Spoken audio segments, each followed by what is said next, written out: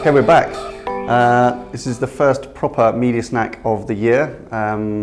It's too late to say Happy New Year, I think. Yeah. But we've had a busy start to the year, so hence we didn't do a media snack last week. So first week of January we were travelling in Europe. Mm-hmm. Last week we were in the US, and now we're back.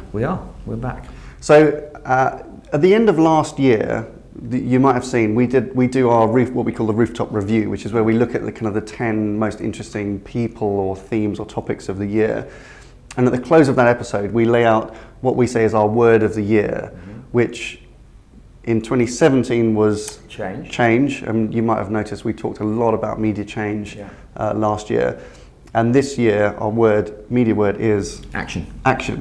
So a bit less conversation and a bit more action, please. Yeah. And that's really because, I mean, change I think was the right theme last year but that was the narrative. And now we need to get on to the doing. Yeah, but I think last year was a remarkable year for media. Okay, whilst perhaps tangibly there wasn't, you could argue there wasn't that much action being done. I think the change aspect was equally important. So, and especially from the marketing organisations, the change in narrative was the most important. It moved, I think, in many cases away from price and cost and the kind of the gnarly commercial aspects of media, far more towards value, and that was so kind of important. The media on the corporate agenda has never been higher, and that was kind of so visible last year. And the fact that the responsibility for media governance within many organisations was given to kind of media leaders.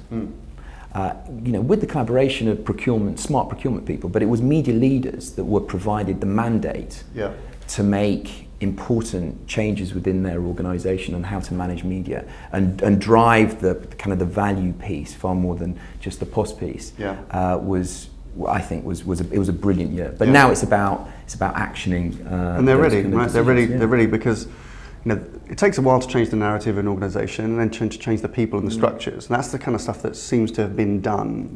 As you say, like people have been given responsibility now for media, driving media effectiveness and value, which is great. Lots of businesses making long-term plans for media, thinking operating models.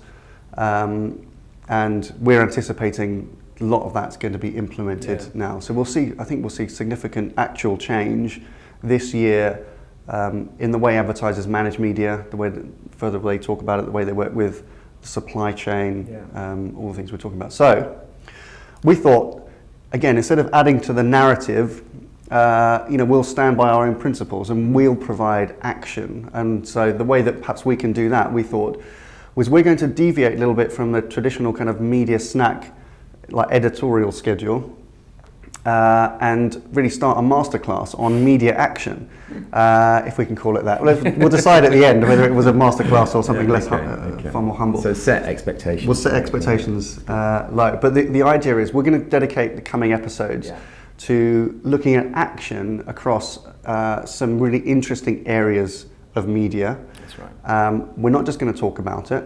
We're also, each week we're going to give you, the idea is for this to be super practical.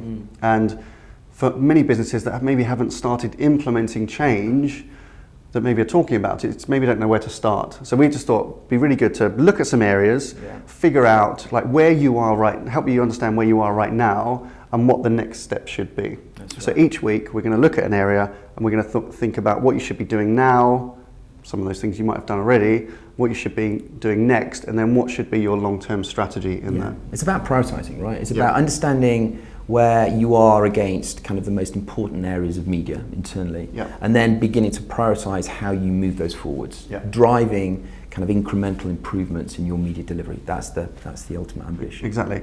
And we won't be talking about specific companies, but we will be kind of leaning on experiences that we've had as collectively as a team here over the last 2 or 3 years, helping guide some businesses through some of these changing narratives and implementing some of these actions. So hopefully, very practical and very helpful. So what are the areas we're going to look at? So we've got 7 of them, right? So these are the 7 key themes that we think are the most important behaviours in driving media productivity and media effectiveness. Yeah. So we're going to start with transparency. We're Yeah. going to look at talent. We're going to look at training. Yeah. And then we're going to move into thinking, Yeah. so long-term strategic perspective. Technology is a really big Yeah. one, so technology and data, big consideration. Terms of business Yeah.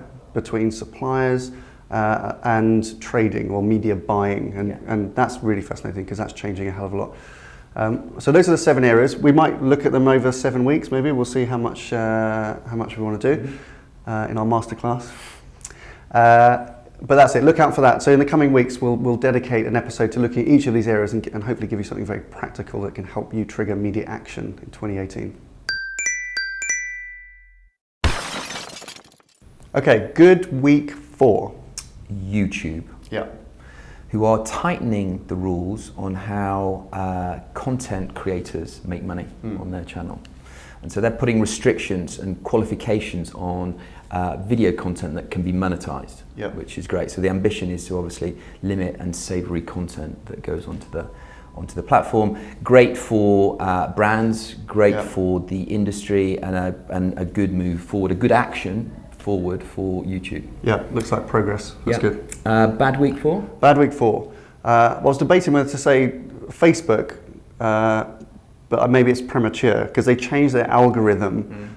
You might have read, which is now prioritizing the content that gets friends and family support. So it goes back to more its kind of viral social networking roots, which I think is something they have to do. That might have some knock-on effect to how they can charge advertisers. I was going to talk You about that. only get one. I know, but I'm going to take 2. Okay. I'm going to say, but just a quick one. So bad week, I think, bad week last week for CES, so the Consumer Electronics Show in Vegas. If you're attending, you'll know that it wasn't a typical desert weather in Vegas. It was quite rainy, and so that had kind of 2 implications. One is that Google, who had never really been to CES in a big way, put in millions and millions and millions of dollars, I think, into sponsoring kind of everything. And they built this Google Home in a giant parking lot, this big kind of 3-story structure. Hadn't anticipated that it might be raining, so the thing got shut down by the kind of health and safety or the fire department or something, and had tarpaulins all over it because it wasn't really built to withstand the water. So not a great week for them, CES. And then I think on Wednesday there was a power cut at CES for 2 hours. Can you imagine all of that technology in the dark? So there we go. Very good. Okay, question of the week is, will more marketers take action on media change this year? Yes, no, whatever. Brilliant. That's your media snack for this week. Thank you very much for watching. See you next week. We're back. I like the floor.